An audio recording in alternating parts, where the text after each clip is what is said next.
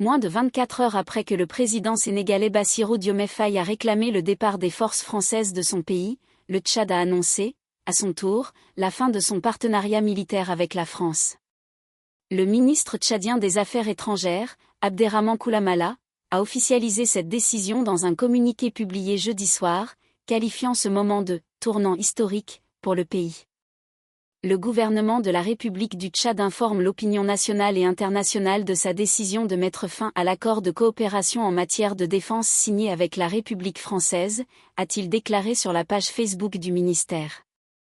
Koulamala a souligné la volonté de son pays d'affirmer son indépendance. La France est un partenaire essentiel, mais elle doit comprendre que le Tchad a grandi, a mûri et qu'il est désormais un État souverain et jaloux de sa souveraineté. Cette rupture marque la fin d'une longue histoire militaire entre les deux pays. La France, présente depuis bien avant l'indépendance tchadienne en 1960, maintenait 1 millier de soldats et plusieurs bases stratégiques dans le pays. Parmi elles, la base aérienne 172 de Fort Lamy, opérationnelle depuis 1939, symbolisait cette présence historique. Une dynamique régionale. Au Sénégal, c'est le président Bassirou Diomaye Faye lui-même qui a pris la parole dans une interview avec l'AFP pour appeler au retrait des bases françaises. La souveraineté ne s'accommode pas de la présence de bases militaires, a-t-il déclaré sans ambiguïté.